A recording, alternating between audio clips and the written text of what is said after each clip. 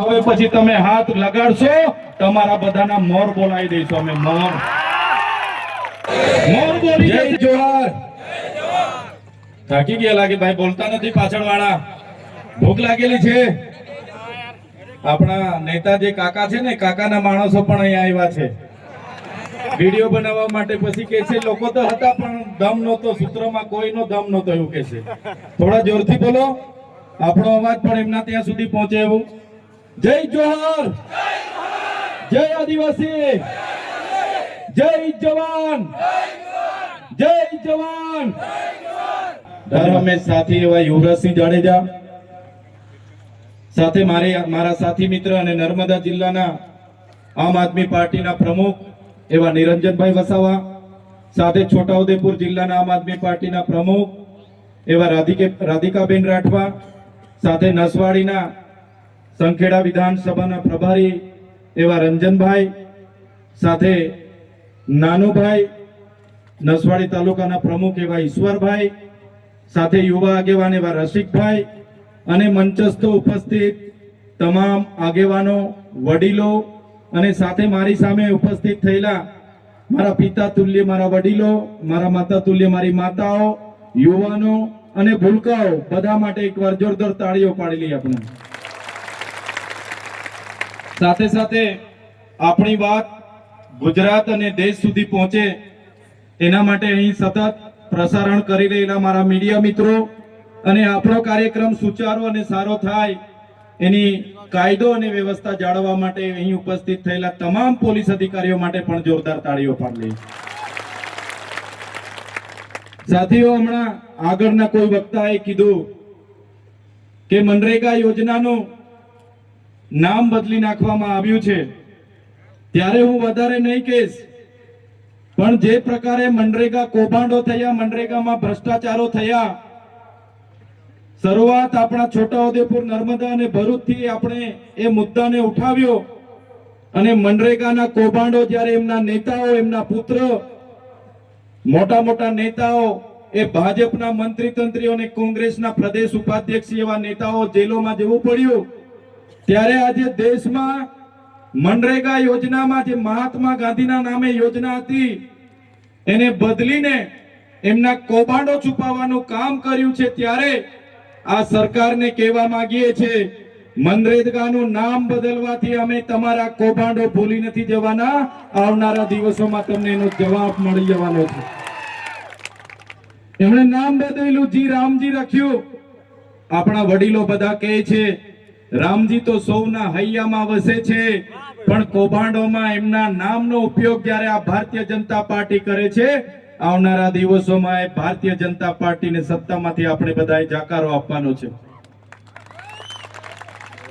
સાથીઓ હમણાં અમારા ડેડિયાપાડામાં દેશના વડાપ્રધાન શ્રી નરેન્દ્રભાઈ મોદીજી આવ્યા દેશના વડાપ્રધાન શ્રી જ્યારે આપણા વિસ્તારમાં આવતા હોય એમને આવકારીએ છીએ એ આવતા હોય એટલે ખર્ચાઓ પણ થાય પણ જે પ્રકારે એમના ભાજપના નેતાઓ એમના અધિકારીઓએ ખર્ચા ઉતાર્યા અને આદિવાસી ગ્રાન્ટ પૂરી કરી આદિવાસી બાળકોના સિકલ સેલના બીમારીથી પીડાતા બાળકોના ફૂડ બિલના પૈસા હોય આશ્રમ શાળામાં ભણતા બાળકોના ફૂડ બિલના પૈસા હોય કુપોષણથી પીડાતા બાળકોના ફૂડ બિલના પૈસા હોય આંગણવાડી બાંધકામના પૈસા હોય શિક્ષણ સારું મળે એના પૈસા હોય રોડ રસ્તાના પૈસા હોય અને એ આદિવાસીઓના પૈસા જ્યારે આવા તાઇફાઓમાં વપરાતા હશે ત્યારે ચૈતરભાઈ વસાવા એના માટે બોલશે ચાહે સીએમ નો કાર્યક્રમ હોય કે પીએમ નો કાર્યક્રમ હોય એનો હિસાબ અમે માંગીશું એનો હિસાબ આપવો પડશે કેમ કે પૈસા કોઈ ભારતીય જનતા પાર્ટીના કમલમમાંથી નથી આવતા એ પૈસા કોઈના નેતાના પોતાના ઘરેથી નથી આવતા એ પૈસા અમારી જનતાના ટેક્સમાંથી આવે છે એક એક રૂપિયાનો અમે હિસાબ લઈશું સાથીઓ તમે વિચાર કરો એવો તો કેવો પ્રોગ્રામ હશે 7,83,00,000 રૂપિયાની બસો કરવી પડી એવો તો કેવો કાર્યક્રમ હશે 2,40,00,000 રૂપિયાના મોબાઈલ ટોયલેટ મંગાવવા પડ્યા એવો તો કેવો પ્રોગ્રામ હશે કે 8,38,00,000 નું સ્ટેજ બનાવવું પડ્યું એવો તો કેવો કાર્યક્રમ હશે કે 7,83,00,000 નો એ લોકોએ મંડપ બનાવવો પડ્યો, એવો તો કેવો કાર્યક્રમ હશે કે 2 કરોડ રૂપિયાનો એમને ડોમ બનાવવો પડ્યો, એવો તો કેવો કાર્યક્રમ હશે કે 2 કરોડ ને 51 લાખ રૂપિયાનું પાર્કિંગ કરવું પડ્યું, એવો તો કેવો કાર્યક્રમ હશે કે 2 કરોડના સમોસા માટે ખર્ચા કરવા પડ્યા, એવો તો કેવો કાર્યક્રમ હશે 2 કરોડની ચા પીવડાવી દેવામાં આવી, એવો તો કેવો કાર્યક્રમ હશે કે 50 લાખનું પાણી પીવડાવી દેવામાં આવ્યું. આ તમામ પૈસા એ આદિવાસીઓના વિકાસ માટેની ગ્રાન્ટ હતી, એમાંથી વાપરવામાં આવ્યા. ત્યારે આ ભારતીય જનતા પાર્ટી એમના અધિકારીઓને અમે કહેવા માંગીએ છીએ, અમારા લોકોના વિકાસ માટેના પૈસા હતા, તમારે 1-1 રૂપિયાનો હિસાબ આપવો પડશે, હિસાબ અમે લઈશું. ત્યારે તમે જોયું હશે ગૌરવ દિવસ તો અમે પણ નેત્રંગમાં ઉજવ્યો તો કે નથી ઉજવ્યો? એમણે કીધું કે દેશમાં મોદી લહેર ચાલે છે, મોદીના નામથી લાખો પબ્લિક ઉમટી પડે છે. જ્યારે નરેન્દ્રભાઈ મોદી મારા ડેડિયાપાડામાં આવ્યા ત્યારે જે પ્રતિમાને ફૂલહાર કર્યું એ પ્રતિમા પણ અમારી આગેવાનીમાં અમે બેસાડી છે, ભાજપના નેતાઓએ નથી બેસાડી. દેશના વડાપ્રધાનને અમારી પ્રતિમાએ ફૂલહાર કરવા આવવું પડે એ મજબૂરી તમે જેવા લોકોએ પેદા કરી છે. ત્યારે અમે નેત્રંગમાં પણ અમે લોકોને આહવાન કર્યું, પ્રેમથી કીધું કે ભાઈ પોતાના ખર્ચે નેત્રંગમાં પહોંચી જવાનું છે. નરેન્દ્રભાઈ મોદીની સભામાં 12 થી 15,000 લોકો હતા, એ પણ કર્મચારીઓ પોલીસ સાથે, અને નેત્રંગ ખાતે લાખો આદિવાસીઓ ભેગા થઈ ગયા આપણા એક અવાજથી. ત્યારે આજે ભાજપના નેતાઓને ચિંતા છે, આજે અમે દાહોદમાં જઈએ, છોટાઉદેપુરમાં આવીએ કે આજે અમે પંચમહાલમાં જઈએ, ત્યારે એના નેતાઓ અમારા ગયા પછી અમને ગાળો ભાંડે છે ને. ચૈતર વસાવા અહીંયા આવ્યા કેમ? ચૈતર વસાવા શું કરી આપવાના છે? આવું બધું બોલે છે કેમ કે ભાજપના નેતાઓને ખબર પડી ગઈ છે કે હવે ચૈતર વસાવા સાથે આ વિસ્તારના લોકો જાગી ગયા છે, અને આવું ચાલશે. આવનારા દિવસોમાં એ લોકોના ગરબા ઘરે જતા રહેવાના છે. ગભરાઈ ગયા છે. ત્યારે લોકોને કહેવા માંગુ છું, અમારે એટલા માટે આ વિસ્તારમાં આવવું પડે છે. 30 વર્ષથી ભારતીય જનતા પાર્ટીને અહીંની લોકોએ મત આપીને તમને સરકારમાં મોકલ્યા છે. આજે નર્મદા વિસ્થાપિતોના 19 ગામોના લોકોને તમે ત્યાં જઈને વાયદો આપ્યો તો, જ્યારે નર્મદા વિસ્થાપિતના લોકો કેવડિયામાં ધરણા પર હતા, અહીંના ધારાસભ્ય, અહીંના સાંસદ અને અમારા સાંસદ બધા ત્યાં પહોંચીને અમારા નર્મદાના લોકોને એમણે વચન આપ્યું હતું કે તમને અમે સિંચાઈનું પાણી મફત આપીશું, તમને વીજળી મફત આપીશું, અને ઘરમાં એક વ્યક્તિને કાયમી નોકરી આપીશું. ત્યારે નર્મદાના વિસ્થાપિતોને આજે ગાંધીનગર 50 ધક્કા ખાવા પડે છે, પણ આજ દિન સુધી એક પણ લાભ નથી મળ્યો. એનો જવાબ એમણે આપવો જોઈએ. એમનો જવાબ કેમ નથી આપતા?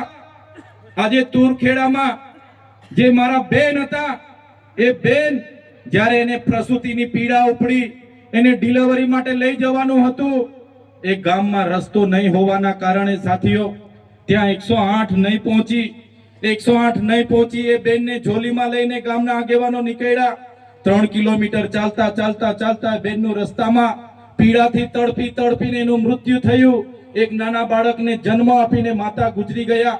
ત્યારે અમે ઘરે ગયા, એ બેનને મળ્યા, એના પરિવારને મળ્યા, અને એ બેનના પરિવારનું નાનું બાળક અમે જોયું. જ્યારે એની દુઃખ અમે મહેસૂસ કરીએ છીએ, ત્યારે આ વિસ્તારમાં આવીને એ વિસ્તારના લોકોનો રોડ બને એના માટે અમે આવીને તમને રજૂઆત કરીએ છીએ. અહીંના નેતાઓ કહે છે કે ચૈતર વસાવા તુરખેડા કેમ આવ્યા? તો આ તુરખેડાના લોકોને આજ દિન સુધી તમે તમારા મત બેંક તરીકે ઉપયોગ કર્યો છે.